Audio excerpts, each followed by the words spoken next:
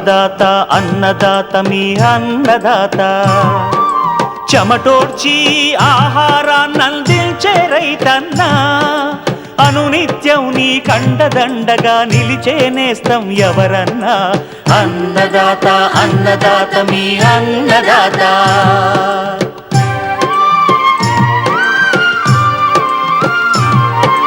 నూతన రీతుల సాగుబడికి నూరింతలు పెరిగే దిగుబడికి సూచనలిచ్చే సస్య రక్షణకు పశు పోషణకి శాస్త్ర విజ్ఞానం అందించి ముందుకు నడిపే తెలుగు రైతు భారతదేశానికి మకుటం అయ్యేలా తీర్చిదిద్దే ఆశయంతో మిమ్ము మేలు కొలిపేది అన్నదాత అన్నదాత అన్నదాత మీ అన్నదాత అన్నదాత అన్నదాత మీ అన్నదాత.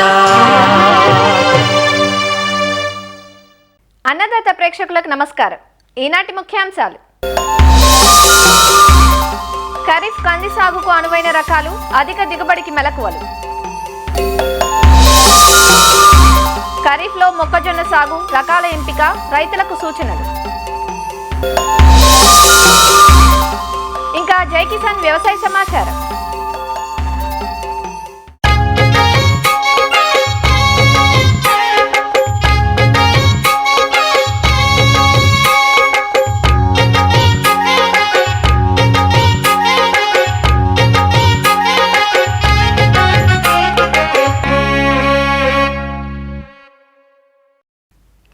ఇరు తెలుగు రాష్ట్రాల్లో మొక్కజొన్నను రమారమి 9 లక్షల హెక్టార్లకు పైగా సాగు చేస్తున్నారు.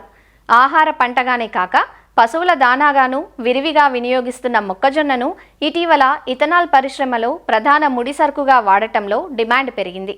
ఖరీఫ్లో మొక్కజొన్నను దాదాపు వర్షాధారంగానే సాగు చేస్తారు. ఖరీఫ్ మొక్కజొన్నకు కలుపు, కత్తెర పురుగు, పూతానంతర ఎండు తెగులు ప్రధాన సమస్యలుగా ఉంటాయి. వీటిని అధిగమిస్తే ఎకరాకు 45 నుంచి 50 క్వింటాల అధిక దిగుబడి పొందే అవకాశం ఉంటుంది.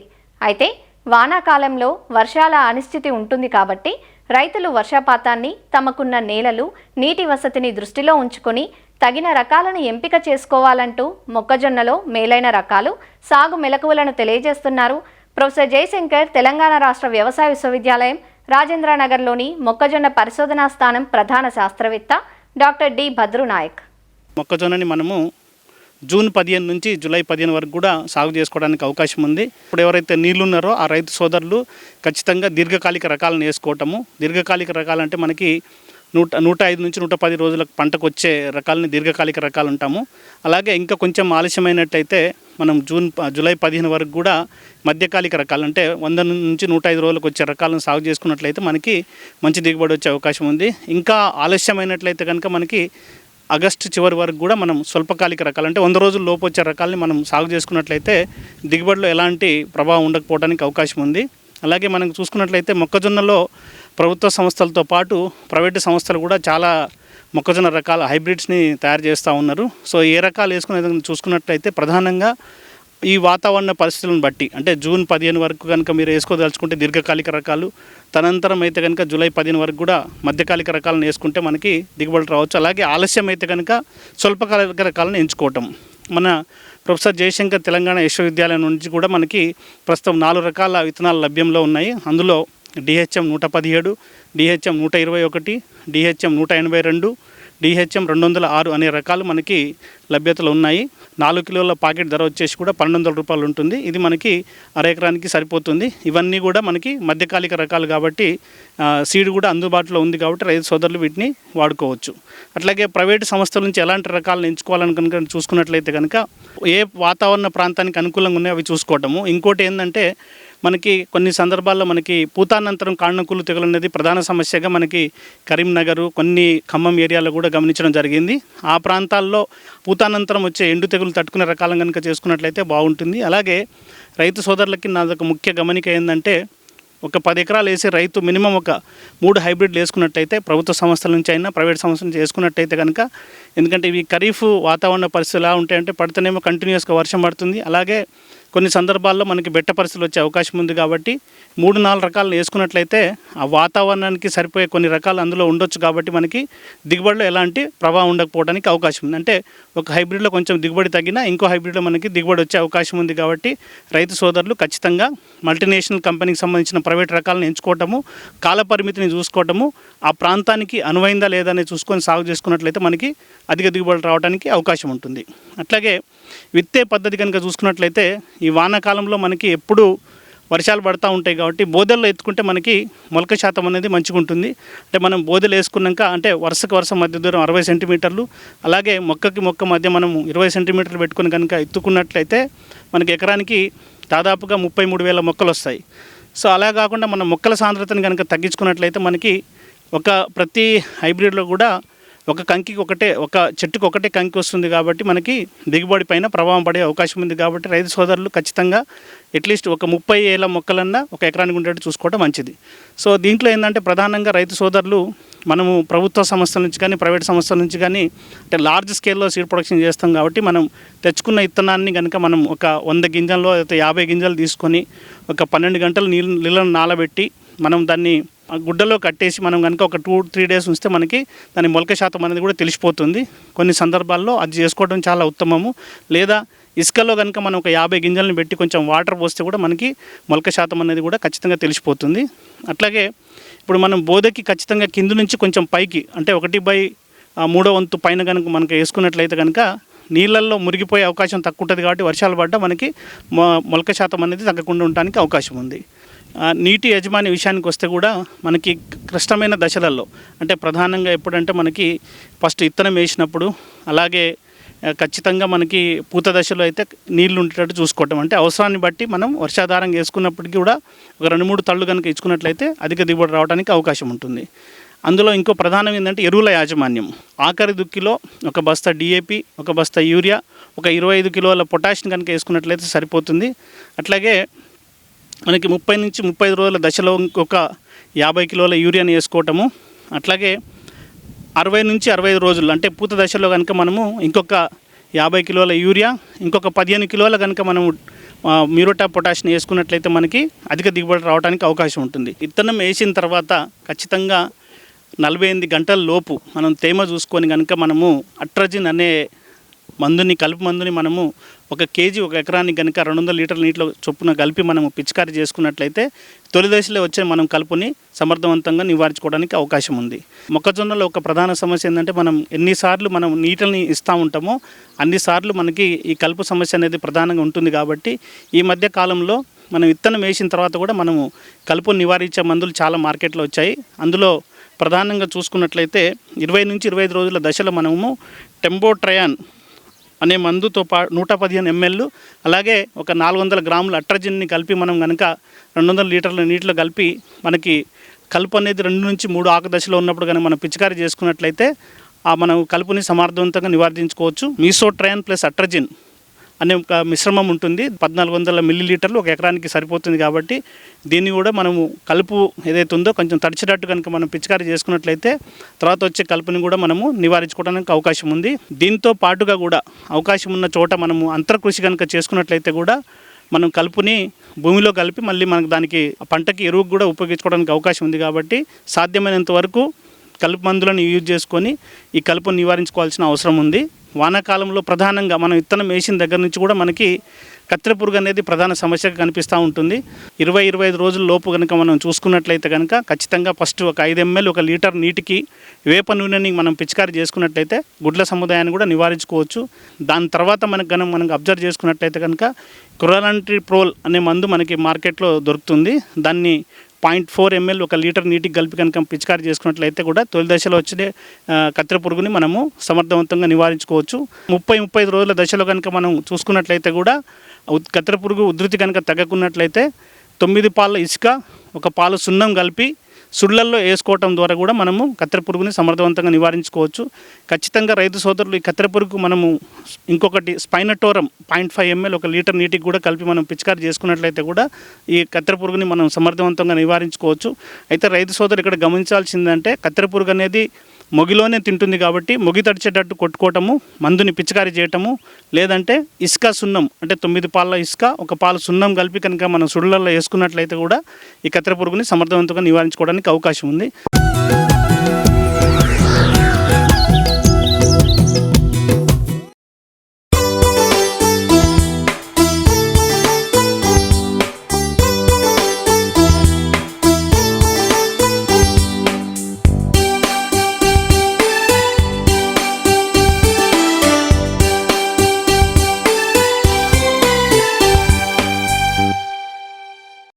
పప్పు ఉడకని ఇల్లు, కంది పండని చేను ఉండదంటే అతిశయోక్తి కాదు. అమ్మకానికి కాకపోయినా ఇంటి అవసరాలకైనా గట్ల వెంబడి కంది చెట్లను నాటుతుంటారు మన రైతులు.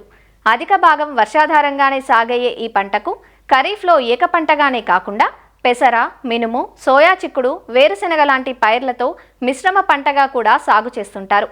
ఖరీఫ్ కందిని ప్రాంతాన్ని బట్టి జూన్ మొదటి పక్షం నుండి జూలై ఆఖరి వరకు విత్తుకోవడానికి అనువైన సమయం.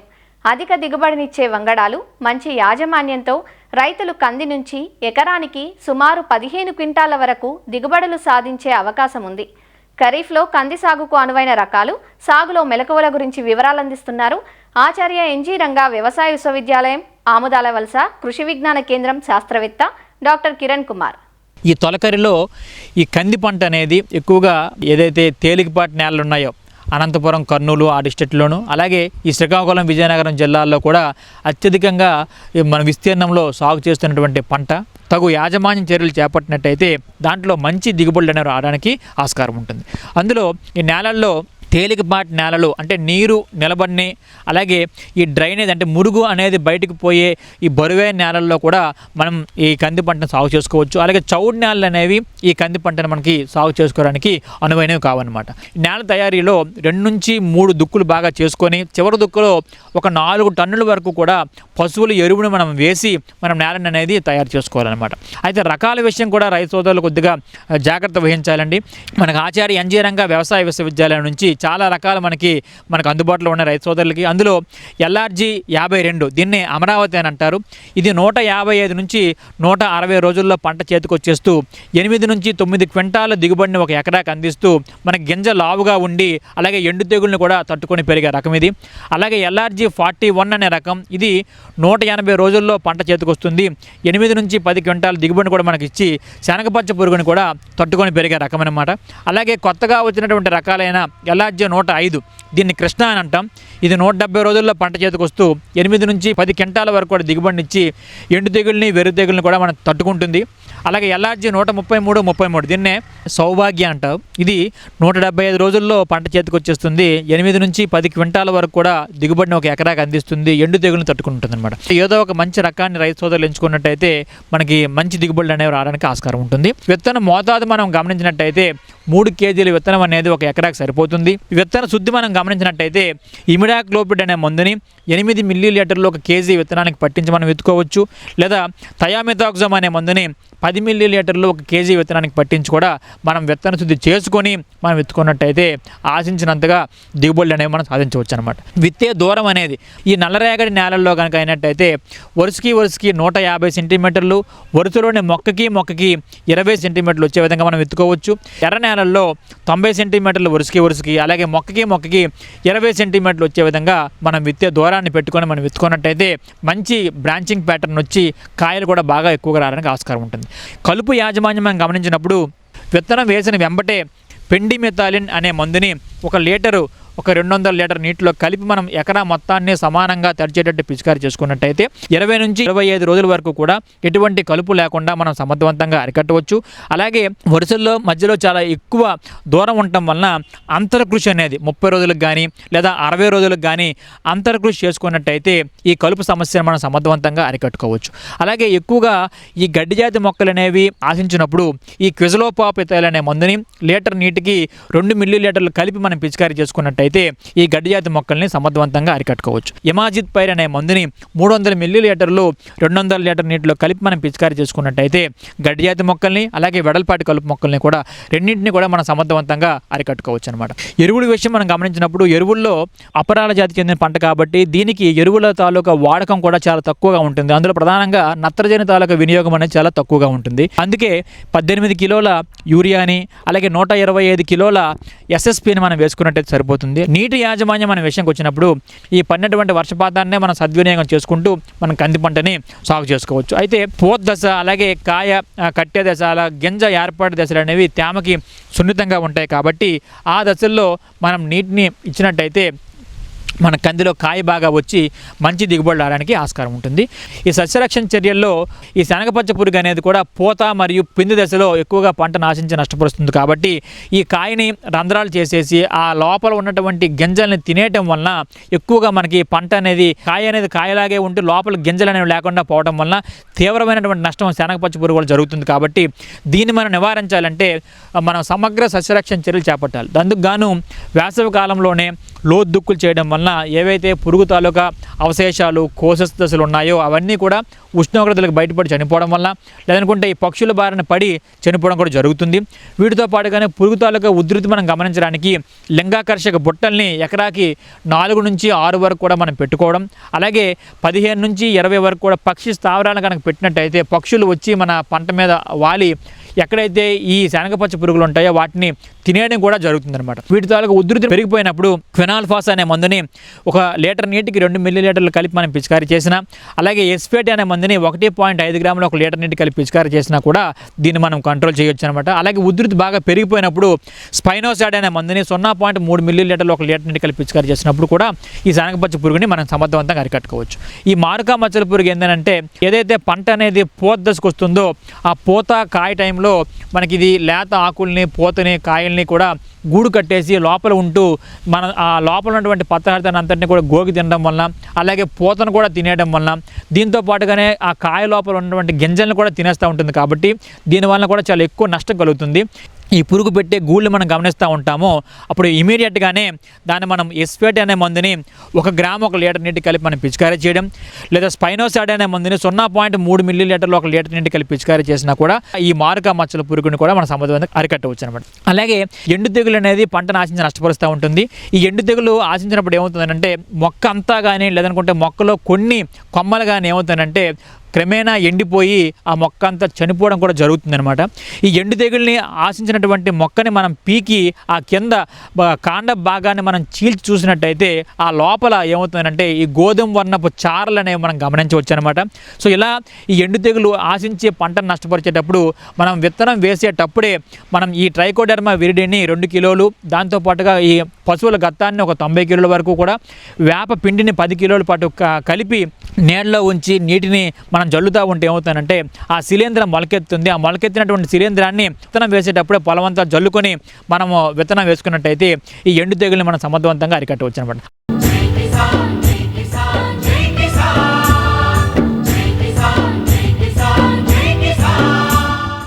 వ్యవసాయ సమాచారం ఇప్పుడు జై కిసాన్లో చూద్దాం. యాసంగి సీజన్ దాదాపు పూర్తిగా వస్తోంది. ఇప్పటికే తెలంగాణలోని అన్ని ప్రాంతాల్లో రైతులు వానాకాలం సాగుకు సన్నద్ధమవుతున్న పరిస్థితి.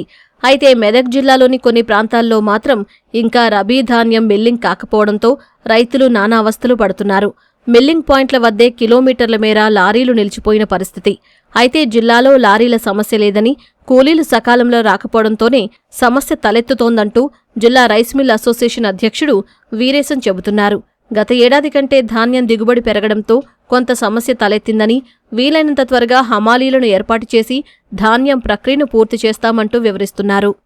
ఆరుగాలం కష్టపడి పండించినటువంటి పంటను అమ్ముకోవడానికి రైతులు నానా ఇబ్బందులు పడతా ఉన్నారు. అయితే దాదాపుగా మెదక్ జిల్లాలో కొనుగోలు కేంద్రాలు ప్రారంభించి 2 నెలలు అవుతున్నప్పటికీ ధాన్యం మాత్రం తూకం జరగడం లేదు. లారీల సమస్య, హమాలీ సమస్య అనేటువంటి పెద్ద ఎత్తున పేరుకుపోవడం ద్వారా కొనుగోలు కేంద్రాల్లో తీవ్ర జాప్యం అనేటువంటి జరుగుతూ ఉన్నది. అయితే దీనికి సంబంధించి అసలు లారీల సమస్య ఎందుకు ఏర్పడ్డది, మరి హమాలీ సమస్య గల కారణాలు ఏంటి అనేటువంటి విషయాన్ని మనతో పంచుకోవడానికి జిల్లా రైస్ మిల్ అసోసియేషన్ అధ్యక్షుడు వీరేశం మనతో ఉన్నాడు. మరిన్ని వివరాలు ఆయన అడిగి తెలుసుకునే ప్రయత్నం చేద్దాం. సార్, ముఖ్యంగా మన మెదక్ జిల్లాలో అయితే లారీలు రాకపోవడానికి గల ప్రధాన సమస్య ఏంటి? ఈ సమస్యలు ఎలా ఉత్పన్నమైంది? లారీల కొరత అనేది అసలే లేదు. లారీల కొరత లేదు. ముఖ్యంగా జరిగేది అంటే అమాలిస్ కోర్టు బయట రాష్ట్రాల నుంచి అమాలిస్ రావాలి. ఈ విపరీతం ఎండలు కొట్టడానికి 45 డిగ్రీస్ ఎండను బట్టి అమాలిస్ కూడా చాలా వరకు పనిచేయడం లేదు. సాయంత్రం ఒక 3-4 గంటలు, మార్నింగ్ ఒక 3-4 గంటలు చేయడం వలన పనులు మొత్తం ఆగిపోయి లారీలు ఆగిపోయి ఇబ్బందులు జరుగుతున్నాయి. లారీల కొరత లేదు, రైస్ మిల్లర్ల ఇబ్బందులు లేవు. రైస్ మిల్లర్లు కూడా మాక్సిమం ఇప్పటి వరకు మనకు వచ్చిన పంట 4 లక్షల పైసలు పంట వస్తే ఒక 50,000 వాళ్ళు ఇంటర్మీడియట్ గోదాములు తీసుకున్నారు.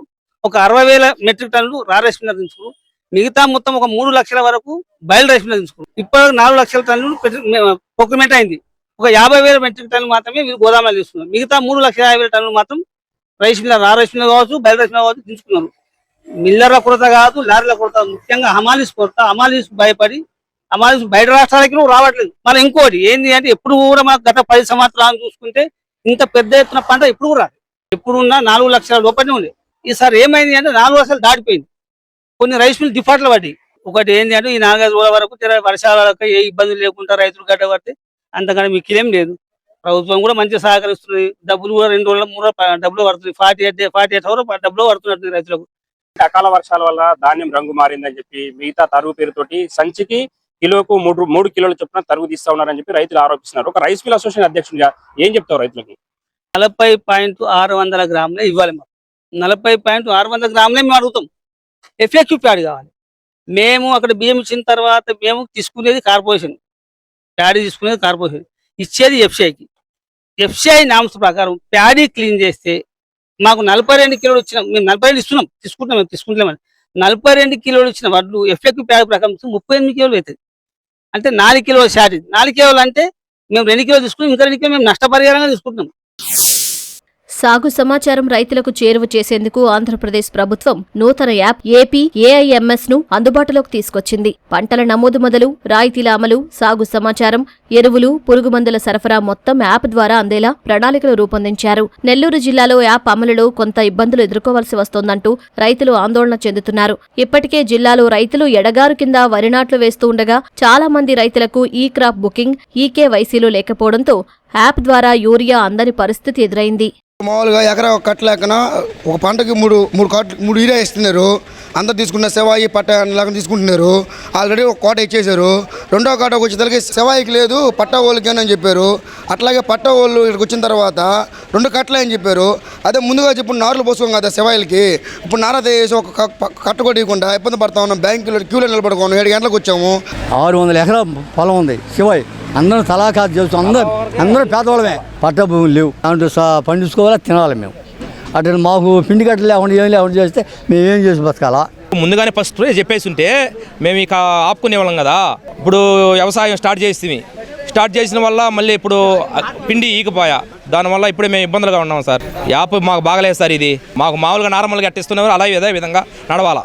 ఏదో రకరకాల కారణాలు పెట్టి వాటికి కూడా ఆ 3 కట్టలు కూడా ఇవ్వటం లేదు, పట్టాల భూములు కూడా ఇవ్వటం లేదు. అది ఈకేవైసీ అని ఈ క్రాప్లు అనేవి చేయమంటున్నారు. కొన్ని చేసి కొన్ని చేయలే. ఇప్పుడు ఏంటంటే వేసి నెల అవుతుంది, ఇంతవరకు ఒక్క కోటా పిండి కూడా వేయలే. పోయిన కారులో చెప్పుంటే ఈ తాలూకేమో జాగ్రత్త పడేవాళ్ళమే. 3 కట్టలు ఇస్తారని చెప్పని 3 కట్ట కూడా 3 ఎడతలు ఎకరా ఒక కట్ట లెక్కన ఇస్తానన్నారు. ఇప్పుడు వేసి 20 రోజులు అయితే ఒక్క కట్ట కూడా ఇవ్వాలా.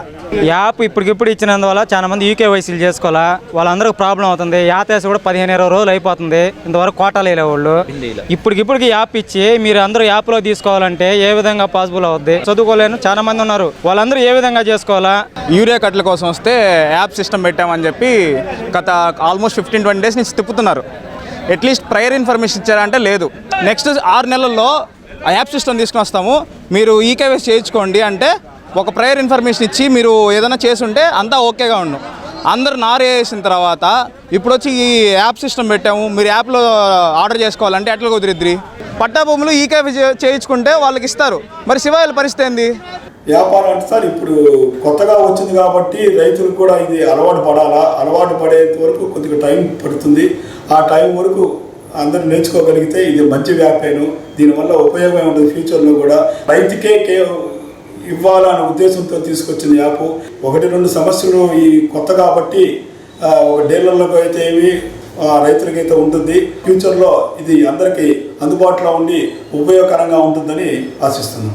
జిల్లాలోని ప్రాథమిక పరపతి సంఘాల సొసైటీలలో, ప్రైవేటు దుకాణాల్లో ఈ యాప్ సక్రమంగా పనిచేయక ఈ క్రాప్ బుకింగ్ చేసుకున్న రైతులు నానా అవస్థలు పడుతున్నారు. పంట సాగుకు ముందుగానే అవగాహన కల్పించి ఉంటే కొంతవరకు ఇబ్బందులు తప్పేవంటూ రైతులు అభిప్రాయపడుతున్నారు. మరిన్ని విభిన్న అంశాలతో రేపటి అన్నదాతలో మళ్ళీ కలుసుకుందాం. నమస్కారం. అన్నదాతలు తమ సందేహాలు, సమస్యలను 1800-425-4085 టోల్ ఫ్రీ నెంబర్లో ఉదయం 10 గంటల నుంచి 11 గంటల మధ్య పని దినాలలో సంప్రదించగలరు. ఈ కార్యక్రమాన్ని యూట్యూబ్లో www.youtube.com/annadaata ETV లింక్ ద్వారా వీక్షించవచ్చు.